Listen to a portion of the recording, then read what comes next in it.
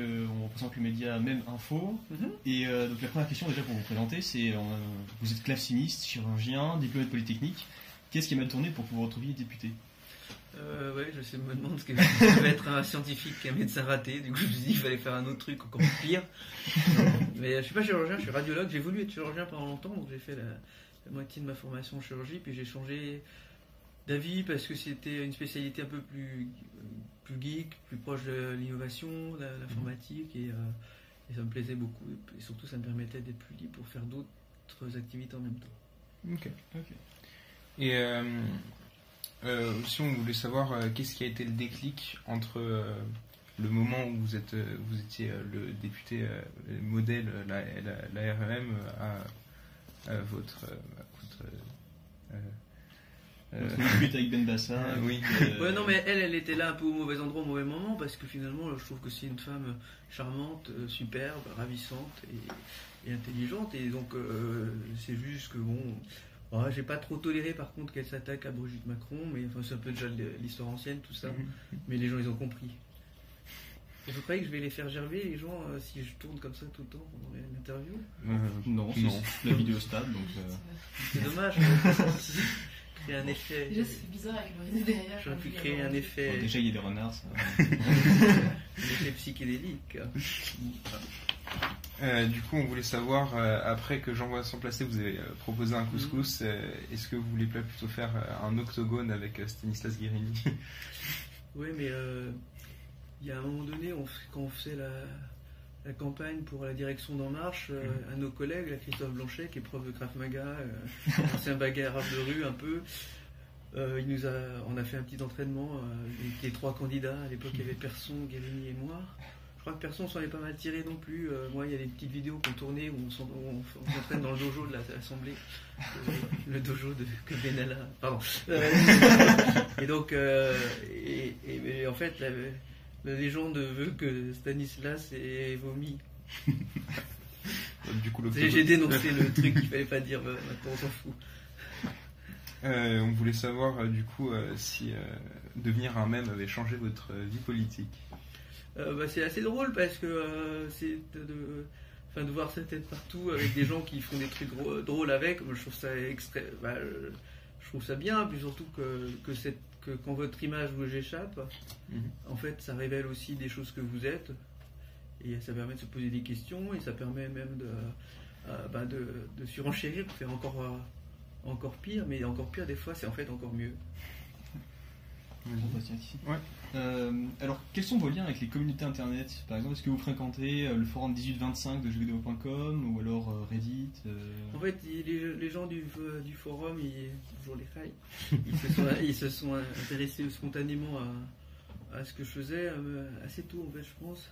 Enfin, assez tôt dans cet épisode-là. Et ce que j'aime chez eux, c'est leur franc-parler.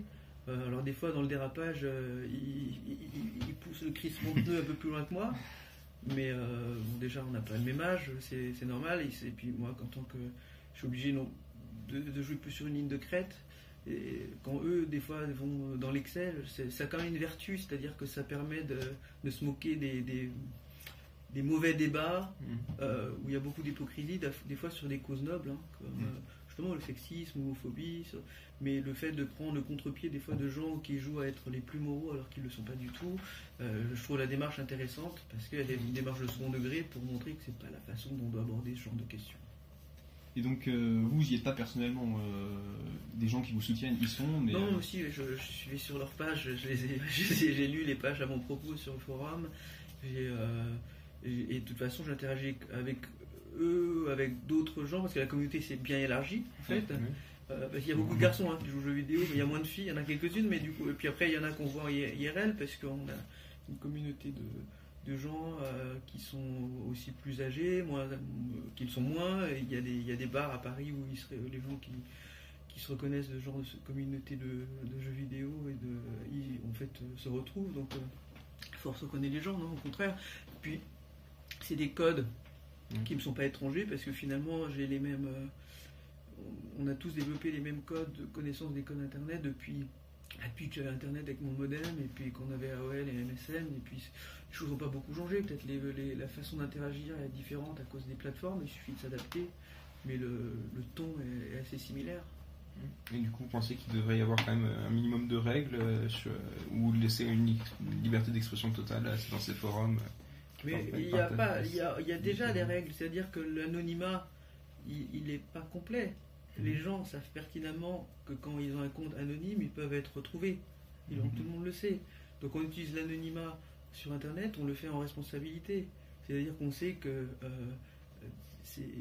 tout n'est pas permis, mais ça permet derrière un masque de pouvoir d'éviter le doxing par exemple. Mais ça permet d'être quelqu'un d'autre, et on est tous un peu quelqu'un d'autre au fond de soi, et ça permet d'enrichir le débat. Donc en fait cet anonymat il a une vertu. Par contre, si on assume un anonymat ou qu'on est un community manager derrière un compte qui représente une asso ou une cause, et puis que d'un seul coup en fait c'est soi-même qu'on promeut à travers, il faut être prêt aux choses. Moi, si quelqu'un me fait une attaque sous un faux nom, si je me moque de son faux nom, de sa fausse identité, il faut y être prêt. Je veux dire, j'ai quand même eu des gens qui défendaient des projets très sérieux, notamment sur la déontologie à l'Assemblée, on faisait des blagues sur les nudes, qui m'ont accusé de sexisme parce que je demandais des nudes, alors que je n'étais pas censé être au courant qu'il y a une fille derrière le compte du projet en question, quoi. Aucune idée, quoi.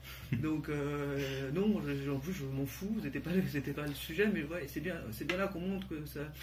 Soit on joue le jeu, tous, soit on le joue pas. Mais si on le joue pas, c'est pas très drôle. Ces règles-là, elles sont tacites, c'est celle de la liberté.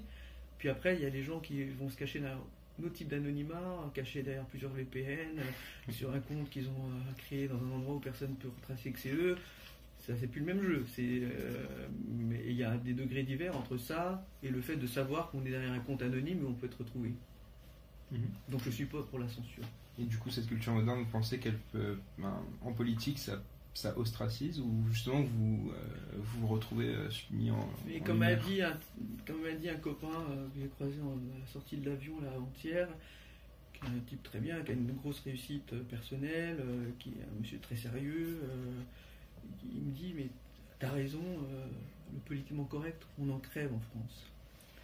Parce que des fois, le politiquement correct, tout propre, tout bien organisé, avec les mots, un pas un qui dépasse l'autre, c'est des fois, attention, point Godwin, les prémices d'une forme de fascisme. On va faire un petit intermède kosovar. Donc, vous avez une nationalité kosovar depuis 2018. Donc, Dali govor Lutesavski. Ja govorim samo malo srpski, a moj inflas Šušomir Joanšipe. Il y a 2 langues. Là, j'ai fait en serbe au début et en albanais à la fin.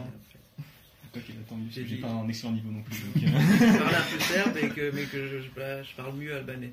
C'est le hasard des rencontres. Je l'ai appris aussi le serbe. J'avais un meilleur niveau avant, mais je pratique moins parce que il se trouve, par le hasard des choses, j'ai plus d'amis de langue albanaise, mais moi, je suis pour la paix entre les peuples, la paix dans les ménages. Ok, donc pourquoi avez-vous cette nationalité ?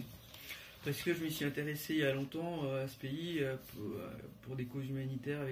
Quand je faisais la musique, en général, je faisais ça pour avoir l'argent, pour envoyer pour des causes. J'avais envoyé des choses par Secours catholique pendant la guerre du Kosovo. J'avais 15-16 ans, je crois. Puis après, le pays m'intéressait plus, mais je me suis mis à m'y intéresser en toute vérité parce que j'ai aussi une copine et puis qui était de cette origine. Ça m'a donné envie d'aller dans le pays. J'ai été y bosser en stage comme jeune médecin d'observation. J'ai rencontré des gens là-bas, puis c'est des jeunes Européens, en fait, ils nous ressemblent beaucoup. Puis c'est un pays à dominance musulmane, mais qui sont un peu light, je veux dire, ils boivent de l'alcool, les filles sortent habillées comme elles veulent, à n'importe quelle heure, ne sont pas agressées, c'est des jeunes gens comme nous, quoi. Et sauf qu'ils sont enfermés parce qu'ils n'ont pas le droit de se déplacer. C'est le seul pays dans l'Europe élargie, je dirais, qui n'a pas le droit de se déplacer sans visa, par exemple en Albanie et en Turquie.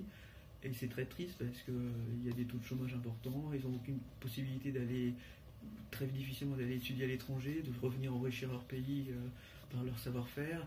Et au port de l'Europe, avec des jeunes qui se comportent comme toi et moi, c'est assez dommage. Donc moi j'aime bien aider les vilains petits canards. Et c'est mon côté gaucho, je pense. Mais c'est bon, je ne me considère pas comme quelqu'un de gauche, je pense, très sincèrement, je me considère plutôt comme quelqu'un de droite sur beaucoup de valeurs, mais néanmoins, sur là-dessus, en tout cas, je pense que c'est pour tirer vers le haut des gens surtout des jeunes qui ressemblent aux jeunes français. Je trouve que ça vaut le coup de se donner les moyens. C'est ça la grandeur de la France aussi. Ouais. Et du coup, vous pensez avoir plus de chances d'être élu président au Kosovo ou en France? Ouais, je pourrais avoir plusieurs tentatives. Je serai suisse aussi dans quelques années. Je pourrais être coréen aussi, mais j'ai pas fait la demande. J'ai pas fait la demande en Corée du Sud parce qu'il y a encore la peine de mort et je leur ai dit non mais elle est pas appliquée depuis très longtemps. Mais comme officiellement le pays est encore en guerre, malgré qu'il n'y ait rien du tout, mais je pense que c'est aussi pour ça que ça existe encore. Mais je pense que ça devrait être supprimé. Je suis abolitionniste pour ça. Je pense que de toute façon, je suis pas sûr que ça dissuade qui que ce soit de faire quelque geste répréhensible que ce soit. Donc, vu qu'on n'est pas des sauvages, je pense qu'on peut faire mieux que ce genre de choses. Vous êtes abolitionniste et vous avez le 20 janvier fait un hommage à Louis XVI. Bon garçon. Et vous êtes du coup plutôt orléaniste ou légitimiste? Bah, c'est compliqué, c'est-à-dire que moi je suis pour utiliser les symboles de la monarchie, mais pour tous, c'est-à-dire que c'est un peu passé la transmission par le sang, le sang bleu. Je pense qu'au contraire, il faudrait tous qu'on puisse s'approprier les symboles de la monarchie. Moi, on va le proposer, mais comme ça, je vous le dis à vous en exclusivité, en tout cas en avant-première. Moi, je serais pour que les familles françaises, donc ça peut venir des jeunes Français qui nous suivent, par exemple, devraient pouvoir avoir le droit à avoir un blason. Vous n'aimeriez pas une belle chevalière avec vos armoiries là? Je vois bien, moi, un renard au naturel, d'azur aux chevrons d'or. Donc pour n'importe qui, c'est-à-dire en tête, 2 fleurs de lys circonscrivant un compas. Je trouve ça. N'importe quel citoyen aurait son blason. Ce serait bien. En fait, en Suisse, ça existe déjà. Je suis désolé, je parle de ce que je connais, ça fait 10 ans que j'y vis. Mais en Suisse, il n'y a pas de noblesse, ou très peu. Il y a dans certains cantons qui ont été envahis par les Savoie ou par les ducs de Bourgogne. Il y a quelques personnes qui ont des particules avec un titre de noblesse qui correspond. Souvent, il y a un 2, mais qui correspond à un nom de village. Ça brûle les pistes. Mais par contre, il y a beaucoup de familles qui ont un blason, des armoiries, puis qui les font évoluer en fonction de l'occupation, du travail des uns et des autres. Je trouve ça ingénieux, ça permet d'être fier de sa famille, d'être fier de ses origines, d'être fier de... Moi-même qui n'ai pas des origines connues, parce que j'ai été adopté, je ne sais pas qui sont mes parents biologiques, j'ai toujours été fasciné par les grandes familles, par les lignées comme ça. Et parfois, c'est pas juste avec les liens du sang, c'est avec les liens de l'adoption, avec les liens de l'adoption des idées simplement. Et rien que pour faire vivre des idées ou des espèces de lignées comme ça, même de pensée, je trouve intéressant que les gens, ça pourrait participer. C'est dans l'imaginaire collectif de la France et je trouverais ça œuvre utile que les jeunes se réapproprient ce genre de choses. Okay. Et donc, vous parlez du système suisse. Qu'est-ce que vous pensez du RIC, par exemple? J'y crois s'il n'est pas révocatoire. Le but, c'est pas de paralyser le système.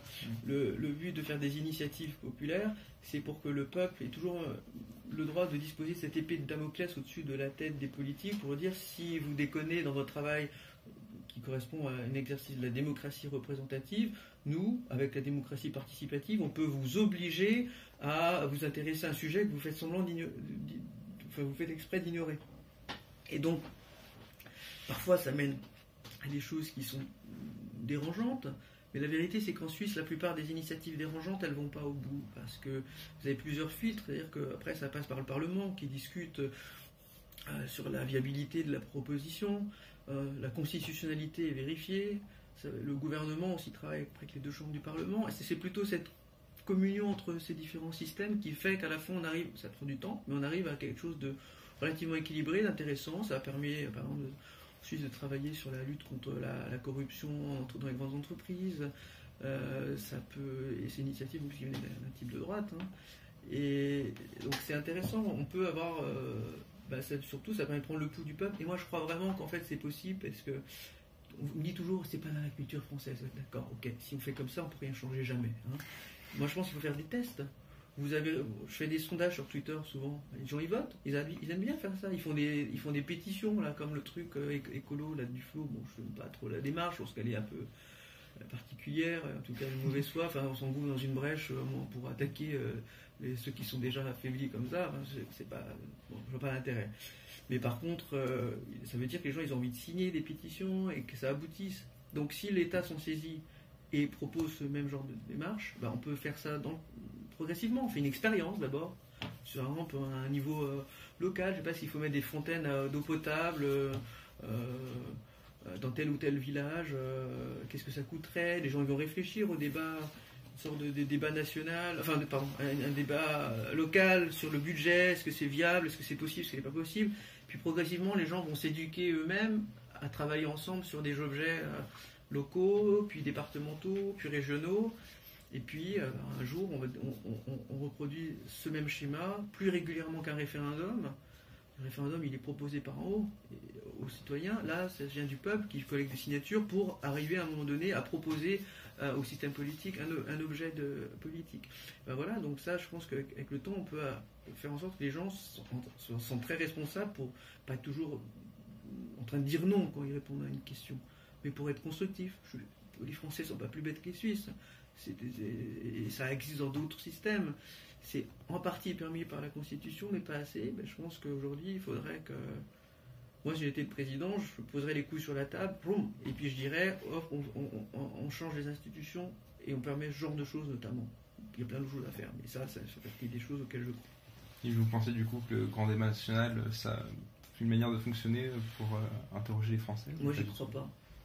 Parce qu'il ressemble au formulaire d'En Marche, à des typeforms. Bon, je sais, je vous ai fait aussi remplir un typeform, mais c'est plus pour manifester votre intérêt pour nous. Mais par contre, c'est pas une usine à sondage. Si on veut ramener la vraie opinion des Français, je suis pas sûr que c'est la meilleure chose à faire. Enfin, on a compris ce qu'une partie de gens veulent. Tous les gens ne sont pas gilets jaunes, mais il y a beaucoup de gens qui les soutiennent. Ce qu'ils soutiennent, c'est peut-être ce changement comme ça des institutions. Mais en fait, moi je pense que le président, vu que c'est lui qui en exercice aujourd'hui, il aurait une chance, ce serait celle de... c'est soit d'être... Il faut choisir entre être Napoléon ou Louis XVI, quoi.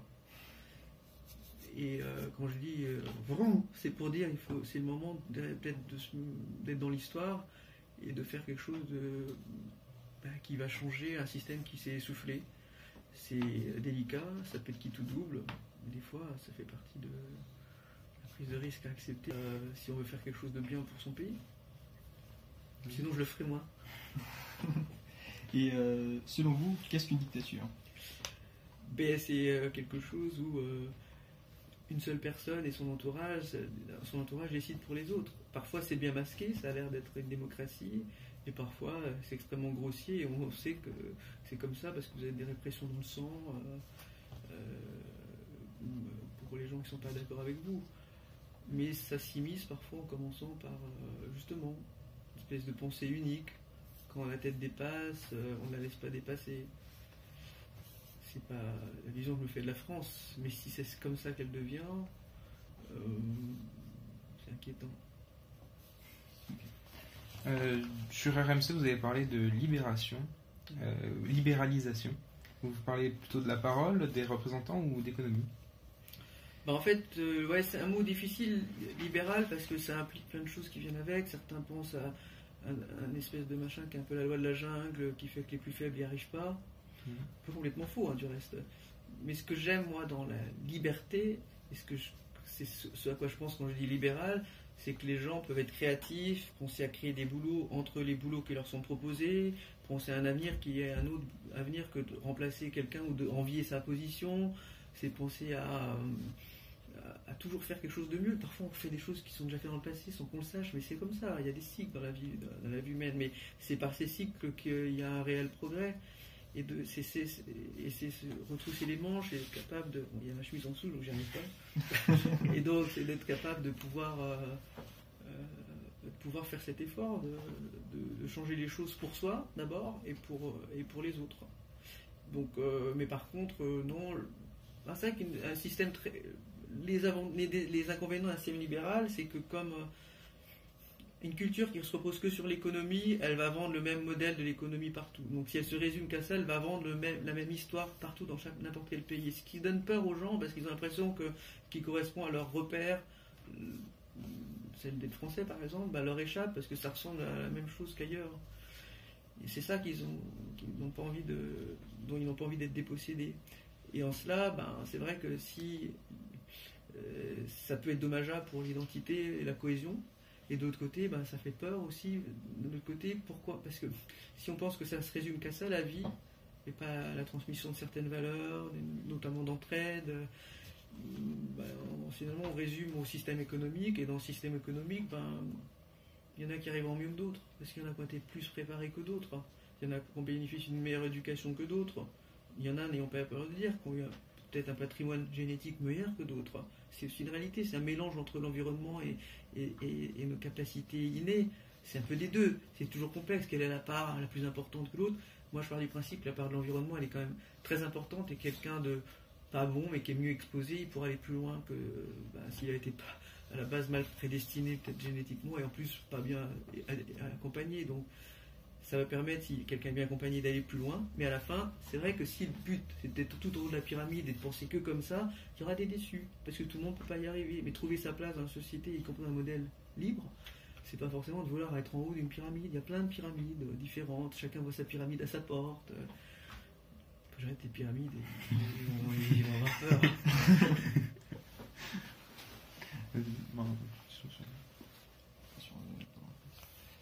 Oui.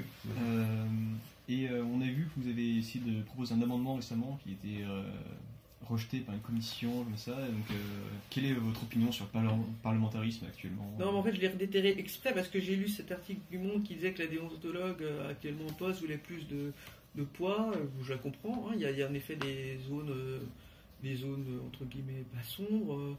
On a ce truc un peu discrétionnaire où on a le droit de sortir de l'enveloppe qui est affectée à nos frais, 150 € par semaine, qu'on n'est pas obligé de justifier, sauf une petite part qu'on n'est pas obligé de justifier, ça fait presque 10%, mais qu'on n'est pas obligé de justifier. Est-ce que c'est légitime ou pas? Peut-être pas, si c'est supprimé demain, ça m'ira très bien, ça fait un moment, ça existe, très bien, je veux profiter de ce système aussi comme les autres. Bon, je fais attention, je ne fais pas n'importe quoi, et je les retire pas tout le temps, mais quand je les retire, je les utilise pour mon mandat, pour des choses où ça va plus vite, de donner du cash, etc.